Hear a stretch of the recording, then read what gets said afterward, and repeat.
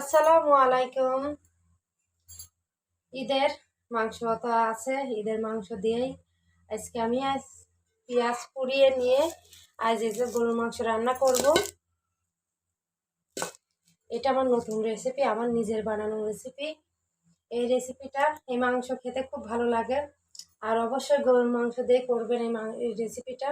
আমি এখানে পেঁয়াজ নিয়েছি, পেঁয়াজগুলো আমি আগুন দিয়ে গ্যাসের উপরে কিভাবে পেঁয়াজ পুড়িয়ে নিয়ে গরুর মাংস রান্না করা যায় আমি সেটাই আজকে আপনার সঙ্গে শেয়ার করব। আর অবশ্যই বেশি বেশি করে আমার ভিডিওটা শেয়ার করবেন। ভালো লাগলে অবশ্যই লাইক শেয়ার সাবস্ক্রাইব করতে একটু ভুলবেন না। সবাই আশা করবো ভালো আছেন। ঈদ চলে গেছে, কিন্তু ঈদের মাংস তো আমাদের ফ্রিজে আছে, কোরবানি দিয়েছিলাম। আর কোরবানির মাংস তো বেশি দিন রাখতে নেই, এজন্যই আবার আজকে আপনাদের মাঝে আমি কোরবানির মাংস নিয়ে চলে আসছি। গরুর মাংস একদম সিম্পল, শুধু পেঁয়াজটা সুন্দর করে পুড়িয়ে নিয়ে কুচি কুচি করে কেটে মাংসের মধ্যে দিলে পারে মাংসের স্বাদ দ্বিগুণ বেড়ে যাবে আর খেতেও ভালো লাগবে। আমি গ্যাসটা চালু করে দিলাম। আর অনেকে ভাববেন যে চুলায় ছাড়া পেঁয়াজ পোড়ানো কেমন হয়। আমি আজকে পেঁয়াজ পোড়ানো আপনাদেরকে দেখাবো, কীভাবে পেঁয়াজটা পুড়িয়ে নিয়ে গরুর মাংস রান্না করবেন, দেখবেন খেতে খুব ভালো লাগবে। আর ঈদের মধ্যে ঈদের মাংস পেলে নতুন কিছু করে খেতে অবশ্যই ভালো লাগবে আপনাদেরকে। আর বাচ্চাদের তো অবশ্যই ভালো লাগবে যে আম্মু নতুন কিছু রান্না করছে, আমি খাবো। এভাবে করে বাচ্চারা দেখবেন মাংস দিয়ে ভাত অনায়াসে অনেকটাই খাবে, ভালো লাগবে। আর কথা না বাড়িয়ে চলুন আমি পেঁয়াজটা প্রথম পুড়িয়ে নিই। আমি তার আগে পেঁয়াজটা পুড়িয়ে নিয়েছি। আমি গ্যাসের উপরে এরকম সাইজের পেঁয়াজ নিয়েছি, ছোট বড় সব আকারের পেঁয়াজগুলো নিয়েছি। আমি এভাবে করে পুড়িয়ে নেব। আপনারা চাইলে কড়াইতে পুড়িয়ে নিতে পারবেন, যারা চুলাতে রান্না করবেন তারা চুলাতে পুড়িয়ে নেবেন। আর পোড়াতে হবে, পোড়ালে পারে মাংসটা টেস্ট ভালো আসবে। আমরা যে কাঁচা পেঁয়াজগুলো মাংসতে কিছু কিছু করে কেটে দিই, ওটা না দিয়ে এভাবে করে পেঁয়াজটা পুড়িয়ে নিয়ে দিলে পারে মাংস ভালো লাগে। এর আগেও আমি অনেক ভিডিওতে দেখাইছি পেঁয়াজ দিয়ে মাংস রান্না, কিন্তু আমার চ্যানেলে নতুন যে পেঁয়াজ পুড়িয়ে নিয়ে মাংস রান্না করা।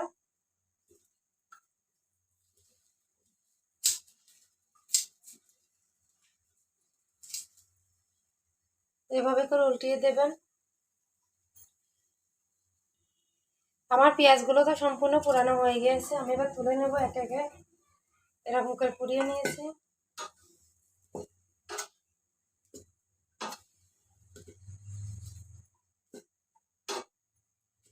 আমার পেঁয়াজ পোড়ানো হয়ে গেছে, পেঁয়াজগুলো ধুয়ে ঠান্ডা করে নেব, নিয়ে কুটে নেব।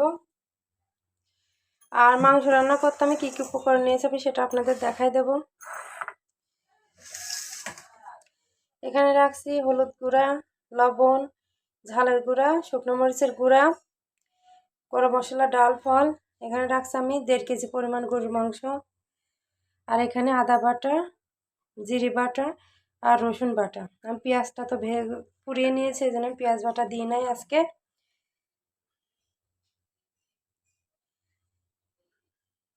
আর ঘরে যদি মাংস থাকে অবশ্যই এরকম পেঁয়াজ পুড়িয়ে নিয়ে গরুর মাংস রান্না করে খেয়ে দেখুন, আর আমাকে কমেন্ট করে জানাবেন যে কেমন লাগলো।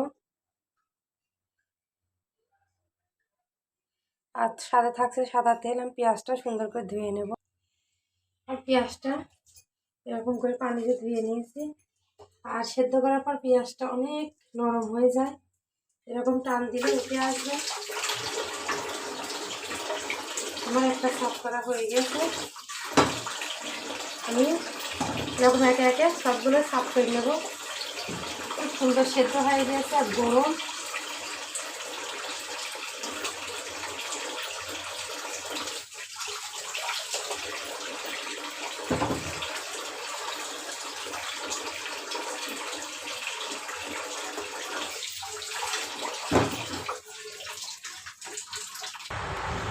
আমি প্রথমে মাংসটা ম্যারিনেট করে নেব। সেদ্ধ করা পুরানো পেঁয়াজ একদম নরম হয়ে গেছে, পুরানো পেঁয়াজ দিলাম প্রথমে, গরম মশলা, ডাল ফল। এবার থাকছে হাতে বাটা মশলা। এবার দেব ধনের গুঁড়া, 1.5 চামচ করে দেবো আমি হলুদ গুঁড়া। চামচটা ছোটো বলে আমি 2 চামচ দিলাম। ঝালের গুঁড়া আমি 3 চামচ দেব। স্বাদ মতন লবণটা আপনারা পরিমাণ মতন দিয়ে দেবেন। চেকে একবার দিয়ে পরবর্তী চেকে নিয়ে লবণ দেবেন। লবণ বেশি হলে খেতে ভালো লাগে না। থাকছে সাদা তেল।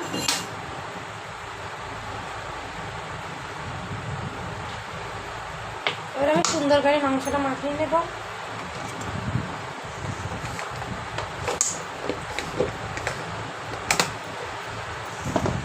আমি মাংসটা রান্না করব প্রেসার কুকারে, কারণ মাংসটা খুব নরম করব, তবে খেতে ভালো লাগবে।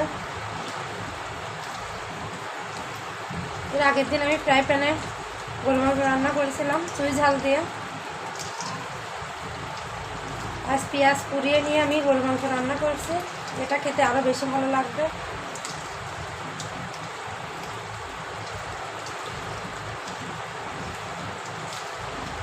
এটা আধ ঘন্টার জন্য আমি মাখিয়ে রেখে দেব। এখনই পিসগুলো দেখুন কত সুন্দর হয়েছে।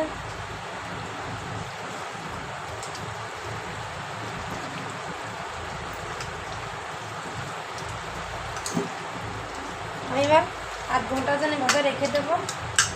আধ ঘন্টা পরে আমি প্রেসার কুকারে দিয়ে দেব।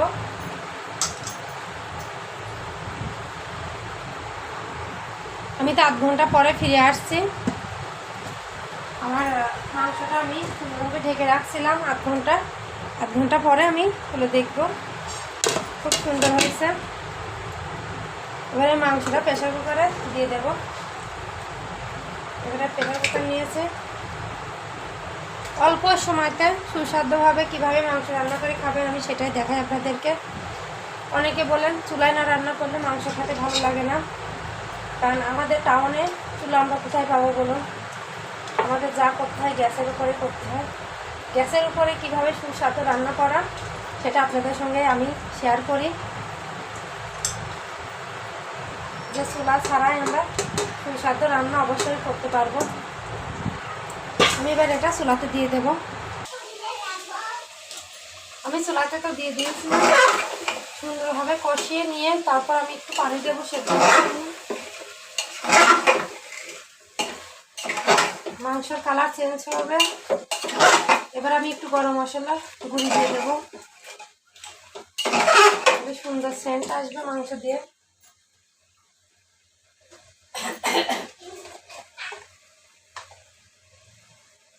এই চামচের 2 চামচ দেবো।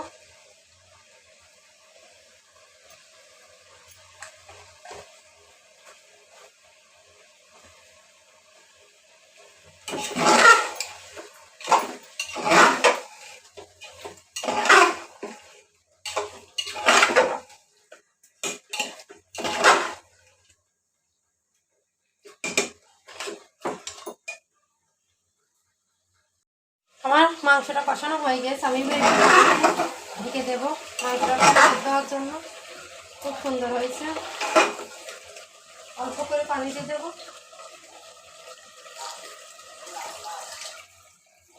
কারণ ঝোল তো রাখবো না, হালকা ঝোল থাকবে। গামাকা মাংস রান্না করবো।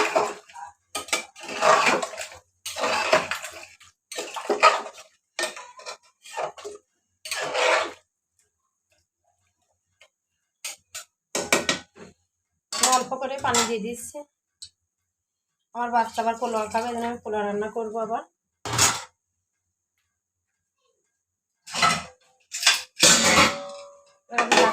ঢেকে দেবো।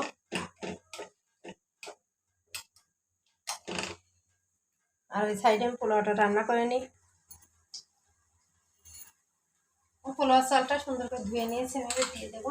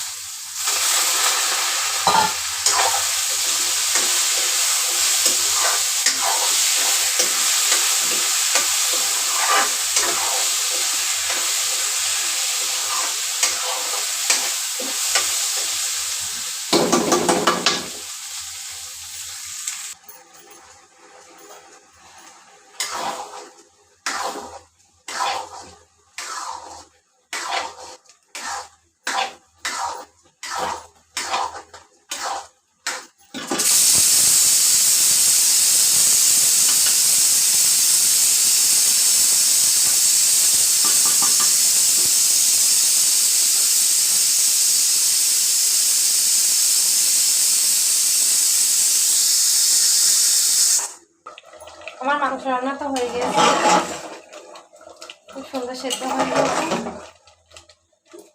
এবার আমার মেয়েকে আমি খেতে দেবো।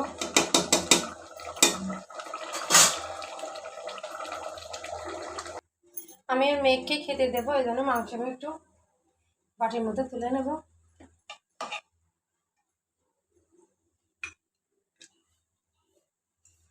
ঝোল দেবো।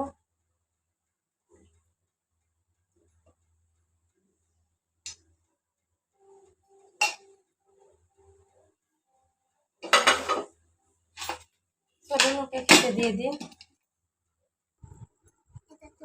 আমার মেয়ে তো খেতে বসে গিয়েছে। ও এখন পোলাও ভাত আর সাথে থাকা পেঁয়াজ ভেজে নিয়ে, পেঁয়াজ পুড়িয়ে নিয়ে আমি গরু মাংস রান্না করলাম, ওইটা দিয়ে এখনও খাবে। পোলাও ভাতটা খাও বাবা, আমি তুলে দিই।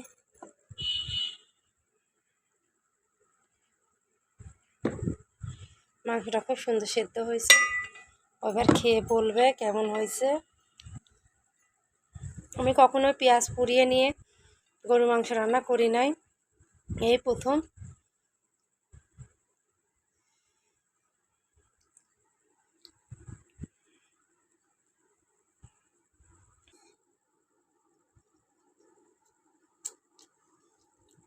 আরো খাও।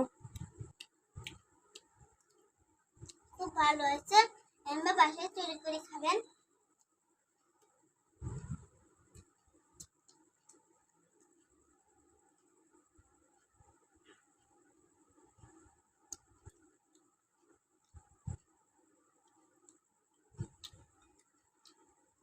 ওর তো পোলাও ভাত খুবই পছন্দ, এই জন্য পোলাও ভাত দিয়ে আমি মাংসটা রান্না করলাম, পোলাও ভাত দিয়ে খাবে বলে। অবশ্যই ভিডিওটা ভালো লাগলে লাইক শেয়ার করবেন। আর বেশি বড় করছি না, আমার মেয়ে তো খেয়ে আপনাদের দেখিয়ে দিলাম কেমন হয়েছে রান্না।